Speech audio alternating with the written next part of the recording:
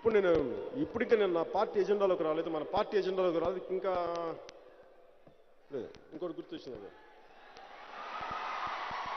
అరే అంతమంది తిడుతున్నారు రా భయ్. మీరు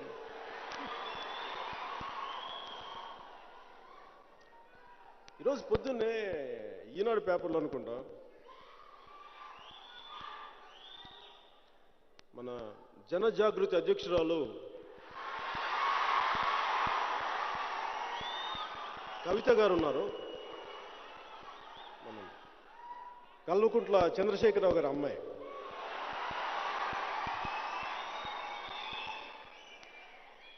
ఆవిడ స్టేట్మెంట్ ఏంటంటే, నువ్వు పవన్ కళ్యాణ్, నాకు అవి వినిపించినాయి. పాపం ఆవిడ అనలేదు కానీ నాకు చెప్తున్నా, నాకు వినిపించినాయి చెప్తున్నా. పవన్ కళ్యాణ్, ఒక భారతదేశ పౌరుడిగా నీకు పార్టీ పెట్టే హక్కు ఉంది, కానీ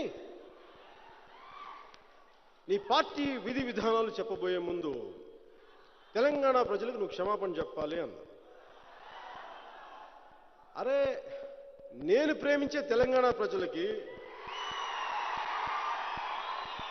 నేను ప్రేమించే తెలంగాణ అభిమానులకి క్షమాపణ చెప్పాలా లేదా అన్నది మా వ్యక్తిగత విషయం, మీకు సంబంధం లేదు. అమ్మా మీ కుటుంబానికి కూడా సంబంధం లేదమ్మా.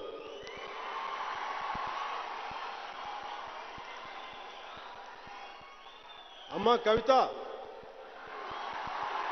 తల్లి, నువ్వు నాకు చెల్లెలు లాంటి దానివి.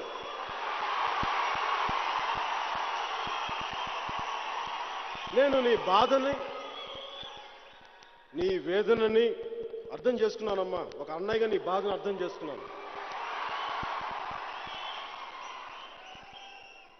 అంతేకాదమ్మా, మీ అన్నయ్య, అసలు అన్నయ్య తారక రామారావు గారి ఆవేశాన్ని, మీ భావావేశాన్ని నేను అర్థం చేసుకోగలను.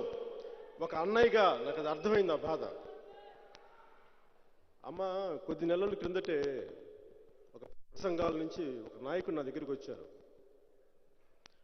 ఆయన ఏం చెప్పారంటే, ఆయన కూడా తెలంగాణ ఆయనే. నా మనసులో ఉన్నాయని మీరు అలా చెప్తే నేను ఊరుకొని చెప్తున్నాను. నేను దాచుకొని ఎవరా నన్ను? చాలా కోపం వస్తుంది అది. మీరు ఇలా ఎంత గుట్టుగా రాజకీయాలు చేద్దామంటే మీరు అందరిలో బయటికి తీసుకొస్తే ఎట్లనే? ఎలా?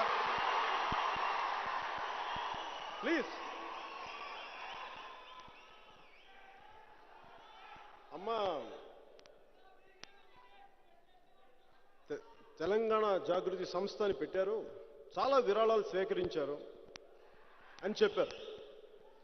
అమెరికాలో ఉండే నా తెలంగాణ మిత్రులు కూడా నాకు చెప్పారు, అరే కళ్యాణ్ మేము కూడా పంపించామని చెప్పేవాళ్ళు నాకు. అమ్మ నాకు మీరు ఆ డబ్బులు ఏం చేశారు, ఎలా ఖర్చు పెట్టారు, ఉద్యమ సమయంలో ఎవరెవరికి డబ్బులు వెళ్ళినాయి, ఇప్పుడు డబ్బులు ఎంత ఉన్నాయి, ఫ్యూచర్లో ఆ డబ్బులతో మీరు ఏం చేయబోతారో అన్న విషయం నాకు కాదమ్మా, తెలంగాణ ప్రజా సంఘాల నాయకులు మీరు చెప్పాల్సి వస్తుంది.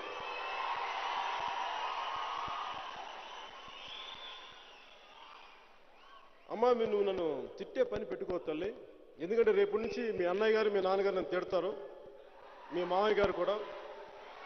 కానీ మీరు మటుకు తీసుకున్న డబ్బుకి అకౌంట్లో చూపించే పనిలో ఉండండి.